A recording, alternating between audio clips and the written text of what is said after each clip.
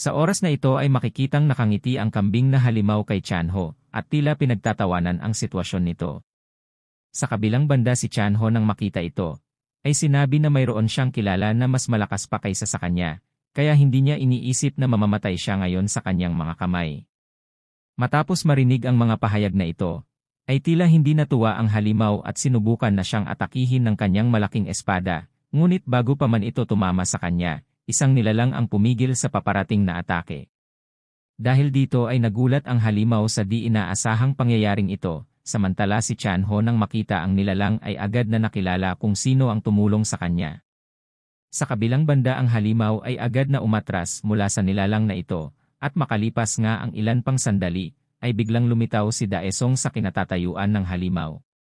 Sa kabilang banda si Choyong na kasalukuyang nanonood sa mga nangyayaring ito, ay nagulat dahil hindi niya inaasahan na darating si Daesung sa kinaroroonan nila. Sa sandaling ito ay biniro ni Daesung si Chanho, at sinabi dito na sakto lang ang kanyang pagdating, dahil naabotan niya na buhay pa siya. Ngumiti naman si Chanho sa biro na ito, at sinabihan si Daesung na isang baliw. Sinabi pa niya na hindi siya mamamatay ng ganoon kadali, dahil mayroon siyang class na insight. Habang nasa gitna pa ng kanilang pag-uusap, ay ibinaling ng halimaw ang kanyang atensyon kay Choyong, at sinimulang atakihin ito. Si Chanho nang nakita ito, ay napasigaw na tila binabalaan si Choyong sa paparating na panganib, ngunit bago pa man tumama ang atake ng halimaw sa kanya, ay nagawa na naman itong pigilan ni Daesung gamit ang kanyang skill, habang si Choyong ay nagulat pa sa bilis ng pagresponde ni Daesung sa paparating na atake, ay pinagpapawisan naman ang halimaw, at hindi makapaniwala sa pangyayaring ito. Kasunod nito ay ibinaling niya ang kanyang atensyon kay Daesung, na ngayon ay kasalukuyang hindi pa rin umaalis sa kanyang kinatatayuan. Kasunod nito ay ginamit ni Daesung ang kanyang skill na stealth. Pagkatapos niyang gawin ito ay bigla siyang nawala sa kanyang kinatatayuan, na ikinagulat ng halimaw at agad na hinanap kung saan na ito napunta. Ngunit nang hindi niya ito makita ay bigla itong sumigaw, at nagpalabas ng mga sound waves sa paligid, upang madetect ang kinaroroonan ni Daesung. Samantala sina Chanho at Choyong ay tila mabibingi na sa lakas ng sigaw na ito, at pakiramdam pa nga nila ay sasabog na ang kanilang mga eardrum dahil dito. Sa sandaling ito ay tila naramdaman ng halimaw ang kinaroroonan ni Daesung, dahil dito ay agad niyang inatake kung saan niya naramdaman ang presensya nito, at matapos nga niyang gawin ito ay tila may tinamaan nga siya sa lugar na iyon, at sandali ding iyon ay lumabas nga si Daesung sa lugar na iyon, nakasalukuyang sinasalag ng kanyang espada ang atake ng halimaw na kambing. Habang ginagawa niya ito ay napagtanto niya na ang halimaw na ito ay nahahanap ang kanyang lokasyon sa pamamagitan ng kanyang sound wave na pinakawalan. Samantala, habang nagaganap ang sagupaan ng dalawang ito, ang lalaking promotor ng mga pangyayaring ito ay kasalukuyang pinapanood sila sa kanyang monitor. Kasunod nito ay naalala niya na itong si Daesung ang pinakamalaking hadlang sa kanilang Eastern Branch. Sa mga oras na ito ay naisip niya na kung gagamitin nila ang mga kimeras na ginawa nila, ay tila magiging malaki itong kasayangan, ngunit dahil wala na rin silang choice, ay gagamitan na niya ito laban kay Daesung. Kasunod nito ay pinindot niya ang pulang buton, at matapos nga niyang gawin iyon ay binanggit ng computer na kasalukuyan ng pinapakawalan ang mga poisonous chimeras. Binanggit din ito na pagkalipas ng 30 minuto, ang buong pasilidad ay mag-self-destruct na. Habang naghahanda na siyang umalis sa lugar na ito, ay sinabi niya na kahit si Daesung pa ito, ay hindi siya makakaalis sa lugar na ito ng buhay. Kasabay nito ay narinig din ng grupo ni Chanho ang abiso sa pasilidad na ang self-destruct system countdown ay magsisimula na. Dahil dito sina Chanho at Choyong ay tila naguguluhan kung ano ang ibig sabihin ng abiso na ito. Sa kabilang banda si Daesung ay nagagalit dahil magiging mas nakakainis ito para sa kanya. Kasunod nito ang isa sa mga pinto ay biglang bumukas. At mula rito, ay nagsimulang lumabas ang malaking bilang ng iba't ibang klase ng mga halimaw. Habang ang mga ito ay tila naghahanda na upang atakihin ang grupo ni Daesung, ay naisip ni Chanho kung gaano karaming tao ang ginamit ng mga ito upang pag-eksperimentohan. Binanggit din ni Choyong na ang lugar na ito ay marahil ay isang monster production factory. Samantala ang ngayon ay medyo nakarecover ng si Hanyul, ay sinabi na marahil ang mga halimaw na ito ay ginawa sa pamamagitan ng mga awakening ampules. Samantala si Chanho nang marinig ito, ay agad na inobserbahan ang kalagayan ng direktor, at napagtanto niya na wala ito sa posisyon upang tulungan sila sa kanilang sitwasyon. Kaya sinabi niya sa kanyang kaibigan, na kailangang niyang talunin ang lahat ng mga halimaw na ito ng mag-isa. Sa kabilang banda si Daesung ay naisip na kayang-kaya niyang talunin ang lahat ng mga ito gamit ang kanyang mga skill, ngunit hindi niya magagawa iyon dahil sa kinaroroonan nila at baka madamay pa ang kanyang mga kasamahan. Kaya habang iniisip niya ang mga bagay na ito, ay ginamit niya ang kanyang skill na Realm Exchange Ghost King's Territory. Matapos niyang gamitin ang skill na ito ay biglang umilaw ang kanyang katawan at nagsimulang magbago ang paligid. Kasabay nito ay tila naguguluhan ang mga halimaw kung ano ang nangyayari, at maging si Hanyul na isang S-class na hunter ay naramdaman ang malakas na kapangyarihan na nagpapabago sa kinaroroonan nila, at makalipas pa nga ang ilang sandali ang buong lugar na ito ay nagbago na parang na-teleport sila sa ibang lugar. Sa mga oras na ito ay hindi lamang ang mga halimaw ang nagulat sa nangyari, dahil maging ang kanyang mga kasamahan ay hindi makapaniwala na kayang gawin ito ni Daesung, at iniisip pa nga nila na isa itong klase ng teleportation skill. Sa kabilang banda si Hanyul na ngayon ay gulat na gulat pa rin, ay naisip na hindi ito isang teleportation, at sa halip ay binago ni Daesung ang anyo ng laboratorio mismo. Sa sandali ding ito ay napagtanto niya, na ang mga kakayahan ni Daesung ay talagang nakakatakot.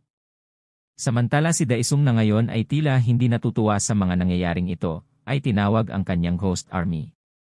Matapos niyang gawin ito ay nagsimulang maglabasan ang kanyang hukbo ng mga halimaw, at kasama na dito ang dating namumuno sa lugar na ito, ang Ghost King. Kasunod nito ay binigay na ni Daesung ang kanyang utos na tapusin ang lahat ng mga halimaw na nasa kanilang harapan. Matapos niyang sabihin ito ay agad na sumugod ang mga halimaw, at nagkaroon ng matinding sagupaan ang dalawang panig. Habang inuubos ng mga alagad ni Daesung ang mga halimaw na ito, ay sinabi niya sa kanyang mga kasamahan na magiging ligtas sila sa lugar na ito, kaya manatili muna sila dito dahil meron pa siyang kailangang gawin. Sumang-ayon naman ang grupo ni Chanho sa tagubilin na ito, matapos niyang gawin ito ay naglaho na siya sa kanyang kinatatayuan. Samantala ang lalaking promotor sa mga pangyayaring ito, ay kasalukuyang nasa elevator, at papaalis na sa laboratorio. Habang nag-iintay siya na bumukas ang pinto, ay naramdaman niya ang pagyanig ng elevator. Kasunod nito ay nakakita siya ng butas mula sa itaas nito. Nagtataka siya kung ano ang gumawa nito, ngunit habang naguguluhan pa siya ay biglang dumungaw si Daesung, at sinabi na bulaga. Kasunod nito ay sinabi niya na nandito lang pala siya. Habang gulat na gulat pa ang lalaking ito sa pagkakakita kay Daesung, ay bumaba na si Daesung mula sa butas, at tinanong ito kung uwi na ba siya kaagad, dahil katatapos lamang niyang tapusin ang kanyang mga alagang halimaw. Makalipas ang ilang sandali, ay nakarecover na ito sa kanyang pagkagulat, saka sinabi kay Daesung, na nalampasan niya ang kanyang mga inaasahan sa kanya. Pagkatapos ay tumawa ito at sinabi na nanalo siya sa laban nilang ito, kaya oras na para patayin niya siya. Ngunit sa halip na gawin ang sinasabi nito, ay kinuwilyuhan niya ito, at tinanong kung ano ang mga pinaplano niya. Tila naguguluhan naman ang taong ito kung ano ang ibig sabihin ni Daesung, at tila walang balak sagutin ang kanyang tanong. Ngunit sa kabila ng pagmamatigas nito ay tumawa si Daesung, at nagsimulang umilaw ang mga mata. Pagkatapos ay sinabi niya na kamakailan lamang ay mayroon siyang nakuhang interesanteng skill sa Ghost King's Territory. Ipinaliwanag ng sistem na nang matalo niya ang Ghost King, ang innate power nito ay pansamantalang napunta sa Absolute Ruler, at ang skill na ito ay tinatawag na Ghost Eyes. Samantala, matapos niyang i-activate ang skill, ay tila nagkaroon ng koneksyon ang mata ni Daesung at ng lalaking ito, habang sinusubukan pa nitong kumawala mula sa skill na ginagamit ni Daesung, ay tuluyan na siyang nasakop ng kakayahang ito. Kasunod nito ay nagsimulang makita ni Daesung ang mga alaala ng taong ito. Ang una niyang nakita ay kung paanong tila nakakaramdam ito ng matinding sakit at gumugulong sa sahig. Kasunod nito ay nakita rin niya ang may kagagawa nito na isang malaking mata ng isang nilalang na makikita mula sa isang portal. Kasunod nito ay nakita niya kung paanong nakipag-cooperate ito kay Changsik, at kung paanong isinagawa nito ang kanyang mga eksperimento sa mga tao. Nakita rin niya ang proseso kung paano nagkaroon ng kakayahan si Jinchul na maging isang halimaw. Kasunod nito ay narinig niya na binanggit ng isa sa mga pinuno ng organisasyon na dahil sa mga sakripisyo na inialay nila sa altar, ay magkakaroon siya ng isang katawan ng Hons. Dahil dito pag siya ay namatay, mabubuhay siyang muli sa isa pang katawan na ibibigay nila. Nakita rin niya kung paanong natuwa ito dahil sa naging bunga ng kanyang pagpatay at pag-eksperimento sa mga tao. Matapos masuri ang lahat ng mga alaala na ito, ay inihampas ni Daesung ito sa pader. Pagkatapos nito ay sinabi niya na dahil sa mga pagpatay at pagsakripisyo nito sa ibang mga tao ay mas hahaba pa ang buhay nito, kaya tumawa siya at sinabi dito na kahit gustuhin pa niyang mamatay ngayon ay hindi niya ito papayagan. Samantala binanggit ng abiso na 1 minuto na lang ang natitira at magsisimula na ang pag-self-destruct ng buong laboratorio, ngunit kasabay din nito isang halimaw na kambing ang pumasok sa control room at ginamit ang isang susi upang patigilin ang pag-self-destruct nito. Matapos niyang mapatigil ang pag-self-destruct ng laboratorio, ay napabuntong hininga ito at sinabi sa kanyang sarili kung paano nangyari ang ganitong mga bagay. Habang nasa gitna pa siya ng kanyang pag-iisip, ay nagulat siya dahil ang pinto ng control room ay bigla na lamang nawasak at tumalsik. Kasunod nito ay nakita niya ang may kagagawa ng pangyayaring ito at iyon ay walang iba kundi si Daesung. Sa kabilang banda si Daesung nang makita ang goatman na ito, ay sandaling natigilan sa kasinabing meron pa palang natirang isang kambing dito. Ngunit iba sa kanyang inaasahan ay bigla ito nagsalita at tinanong kung sino siya. Tila nainis naman si Daesung sa tanong na ito, kaya siya ang tinanong niya kung sino siya. Sinabi naman ng goatman na siya ay si Park Dong-yuk, ang direktor ng research institute na ito. Tila nagulat naman si Daesung sa sagot na ito, kaya tinanong niya ulit kung sino ito. Makalipas ang ilang sandali, ay kasama na ni Daesung sina Chanho, Hanyul, at Choyong. Sa mga sandaling iyon kinuwento ng mga ito ang mga nangyari sa loob at labas ng pasilidad. Pagkatapos marinig ito, ay sinabi ng doktor na hindi siya makapaniwala na nakulong si Direktor Huang. Sinabi pa nga niya na kasalanan niya kung bakit nangyari ito. Kaya sinabi rin niya sa kanila na hindi na nila kailangan pang mag-alala dahil mayroong sapat na ebidensya upang patunayan ang mga ilegal na gawain ni Jaewook at ng Hongma clan, at dahil dito ay mapapalaya siya. Samantala habang pinapaliwanag niya ito, ay pasimpleng binulungan ni Chanho si Choyong at tinatanong kung ito ba talaga si Dr. Park. Sinabi naman ni Choyong na ang boses ng nilalang na ito ay walang duda na kay Dr. Park na kanyang nakita noon. Samantala si Hanyul ay namamangha habang pinagmamasdan ang doktor dahil nagawa nitong pagsamahin ang kanyang sarili at isang halimaw nang hindi nawawala sa tamang katinuan. Habang ginagawa niya ito ay inoobserbahan din siya ng doktor at sinabi sa kanya na ang kanyang ginawa na pagpapalit ng parte ng kanyang katawan sa aura weapon ay tunay na nakakamangha. Pagkatapos ng pagpuri niyang ito kay Hanyul, ay tinuon naman niya ang kanyang pansin kay Choyong at tinanong kung ang kanyang problema ay ang kanyang aura dantian. Kinumpirma naman ito ni Choyong. Pagkatapos nito ay sinabi ng doktor sa kanya na maaari nilang subukang i-recover ito sa pamamagitan ng fusion ampule.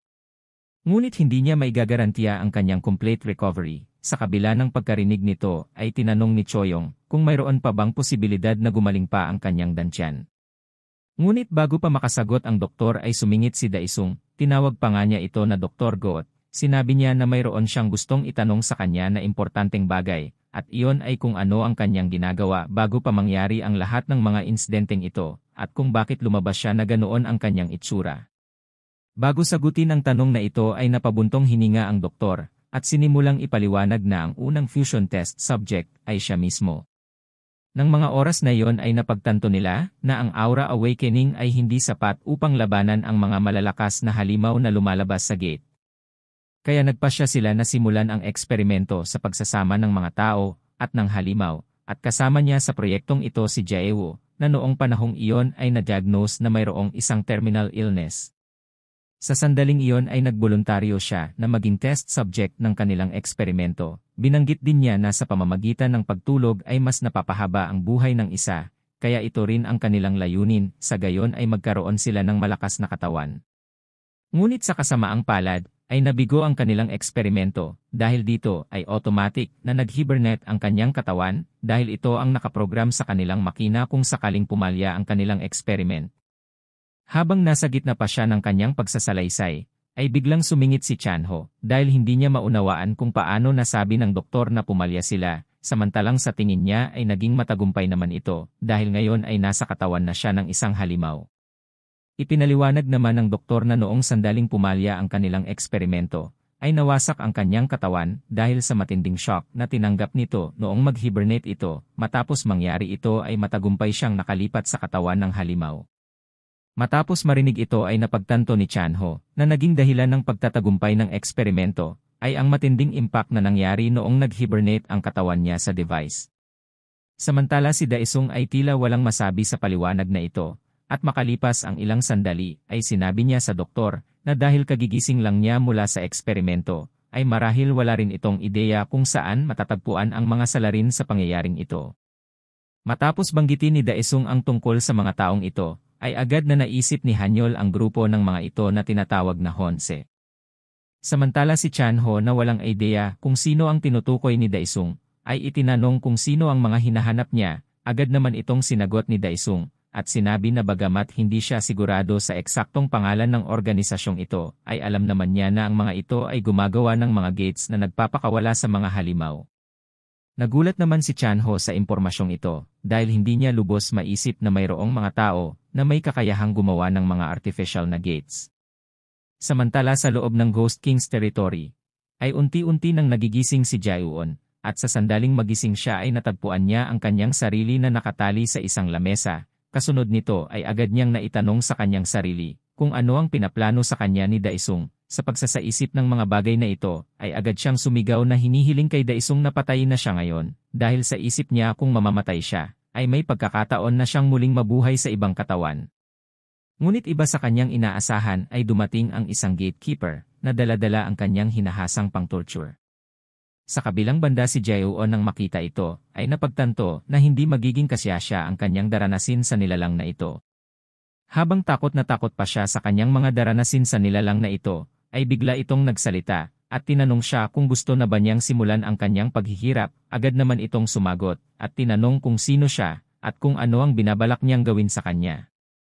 Sinabi naman nito sa kanya na magkakaroon sila ng isang kasiyahan kung saan babalatan niya siya ng buhay, pagkatapos ay pagagalingin at ulitin ito sa buong buhay niya. Matapos marinig ang pahayag na ito ay natulala si Jaewoon, at napagtanto niya na marahil ay alam na ni Daesung ang kanyang sekreto, kaya niya ginagawa ito sa halip na patayin siya. To be continued sa Season 3 Part 3. Huwag kalimutan mag-like, share, at subscribe. Maraming salamat sa panonood. God bless you all.